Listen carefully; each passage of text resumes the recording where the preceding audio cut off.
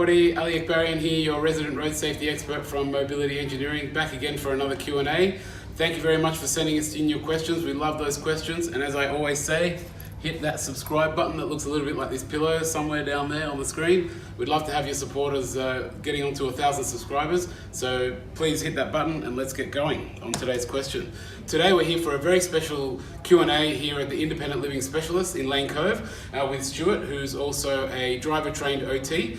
And the question that we have received today, well, actually, before I go on, Stuart is also presenting at our at our vehicle conversions conference in August, and I'll put a link down there for the registration. And get in. 2 of his presentations are already sold out, so get in there if you want to see his material. He's got great stuff to cover, and yeah, basically we're going to find out a little bit more about his knowledge today. Basically, the question that we received was around backrests and headrests and prescribing and what you should be prescribing for occupants. And Stuart is an expert in this area, so we thought we'd get on board and partner up and do this video together. He's going to run you through all the different products and sort of what you consider from an OT and prescription point of view, and then I'll come in and sort of add the automotive standards and the considerations around that. So he's the expert, it'll be mainly him, and I might sort of add some little bits as we go along.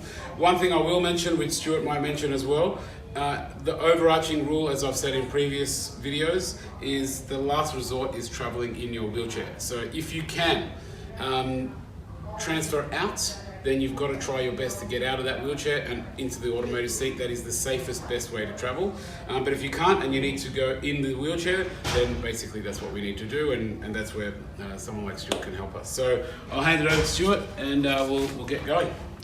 Hi guys, and welcome to the ILS Solution Centre. So today here we have quite a range of wheelchairs to talk through. We're going to start from the most basic up to very scripted mobility device. So if we start today here with this wheelchair, this is an off-the-shelf wheelchair. The chair is not crash tested. As you can see, there's no dedicated tie-down points on this chair. We would never recommend a client travel in this wheelchair in a vehicle. Yeah, so as we've mentioned in previous videos before as well, you are legally allowed to travel in this wheelchair, so you may come across this, as Stuart's saying, they don't recommend it and people are not actively really prescribing this, but it still does happen. So if you do see it out there and you are in this position where you do have to travel this way, you've got to connect your restraints to the actual frame, so to the hard metal frame. I've got a video on this and I'll put a link down below on how to do that. And also you've got to think about bringing some sort of backrest support like a bodyguard, which again, I'll put a link to the videos below as to what that device is, but basically something that will give you that extra support in the event of an accident. Those are the little things to basically make it so it's as safe as it possibly can be. All right, next one. All right, we're going to move up to the next wheelchair in our range. So this wheelchair base has been crash tested. So there are dedicated restraint points around the frame. So front and the rear at the back here. In the current configuration of this chair, I still wouldn't be recommending that a client travel in this chair. As you can see, there is no back support, there is no head support. So whilst the base is crash tested, I wouldn't be recommending travel in this configuration. So yeah, again, as he said, you would bring in a backrest and a headrest for something like this to correct that, and then that could improve that scenario and allow you to travel in there. But one of the issues and one of the areas that we work quite a fair bit in is training the drivers and the usability. And one of the issues here is because you don't have a dedicated tie-down point you can easily click onto, you're going to have to kind of wrap around the wheelchair around here, and the other tie-down point is behind that wheel. So if you can imagine how difficult it's going to be for me to sort of get in here behind that wheel, try and tie something in the point of transport, that's just going to be a pain. And the chances of me getting it wrong and the chances of me just getting frustrated are very high. So that's a big risk to the occupant here. So again, we wouldn't recommend something like that. Even though it's great that it's got it, it's for a usability point of view, you'd want some sort of dedicated point. Moving on to the next one. All right, so just to follow on from what Ali was saying there, so this is the next wheelchair in our range. As you can see, we now have some dedicated transit tie-down points at the front of the chair, and also here at the rear. Now these tie-down points are much more accessible for the carer or the person restraining the wheelchair. in the vehicle. However, having said all that, in this current configuration, again, we see that we don't have a backrest, we've got slung upholstery, we don't have a headrest. So as a clinician, the recommendation would still be that we don't travel in this chair in this current setup. Again, unless if we bring in some kind of backrest or headrest support like the bodyguard, that will correct that situation and make it all compliant with the requirements. But as you can see here, much easier to hook onto, just click straight on. You don't need to wrap around frames and things like that. There is also sometimes in the space people that might be able to put aftermarket stuff on there. Once again, we tread very carefully with the aftermarket stuff. If something is not designed for this particular wheelchair, chances are it's not going to function very well. But you need to look for the manufacturer's recommended sort of products, basically. So then aftermarket stuff might be endorsed by the manufacturer, but you basically need to look into that. And if it's not suitable, then don't just go, oh yeah, that looks good, I'll just hook it on, right? So next one. All right. So the next wheelchair that we have in our range is actually it's actually very similar to the chair that we just saw. So it is the same brand of chair. Again, we have the dedicated tie-down points. The chair frame is crash tested. We have front and rear tie-down points. However, you'll see the configuration of this chair is slightly different. So now we've added a solid backrest and we've added a head support. So as a clinician, I would be happy to recommend that a client travel in this chair in this configuration. When we talk about the back supports, perhaps again, if we know that the client is going to be traveling in that chair, we really need to consider the style of backrest hardware. So whether or not the backrest and the hardware is also crash tested, and whether or not it's a robust option for that client.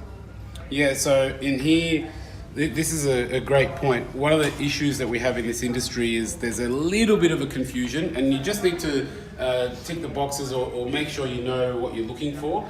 So often people might look at a headrest or a backrest, and because it's solid and it looks strong, they might think it's crash tested, but you just need to confirm that with the manufacturers. Just say, is it crash tested, and maybe ask for some confirmation in writing or letters or whatever to confirm that this particular product is crash tested for this purpose. Because often, again, we hear in the industry, oh, just put a headrest or just put a backrest, that's going to be okay, but it's got to be a crash tested headrest or a crash tested backrest.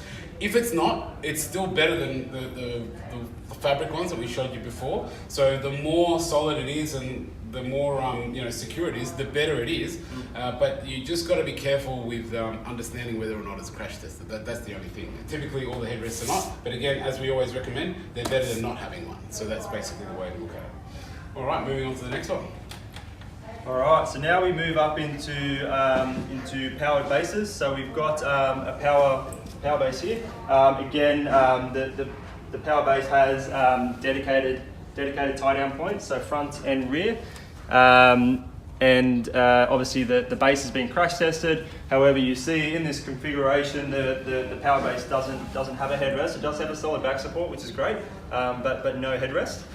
So if in this current configuration, I wouldn't recommend this be a safe option for clients to travel.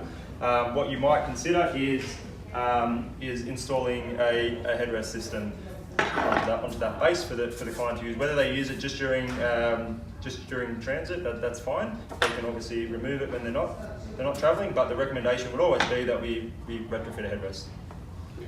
And that's basically it. So what we're getting into is into the territory where everything is a lot more solid, a lot more crash tested, and a lot safer. But as we said, we still always need to protect the whole body. So the headrest is a great idea. So yeah. Yep. So if we move on to the next chair, this chair we have, obviously set up with a backrest and headrest. Again, the base is crash tested. We have dedicated tie-down points. We know we've got a solid backrest, we've got a headrest. I'd be more than happy to recommend a client travel in a wheelchair in this configuration. Yeah, and we've spoken to Permaville as well and had confirmation that even in this case, the headrest is even tested for automotive transport. So yeah, something like this is a fantastic product. It's obviously a high-end product, but you've got everything that's going to keep you secure, and as long as you're restrained and you're wearing a seatbelt, you're going to be safe. And another product that we'll mention, and I'll bring up in another video, I'll put a more dedicated video, is because it's a more specialist product, is the auto-adapt Caroni Turney wheelchair combination base. So what that is that's an actual automotive seat then transfers onto a wheelchair base. So again, a little bit more unique. I'll talk about that a little bit later, but that's like the sort of the top of the line in terms of automotive certification, and then something like this is the next level, and then we sort of move down from there. So that's the way to look at it, and it's great having Stuart on board. So thanks very much for the tuning into the video, and thanks to Stuart and ILS for your time. And don't forget, hit that subscribe button that's down there somewhere, and keep sending in your questions. We love getting your questions. Thanks for tuning in. See you next time. Thanks, guys.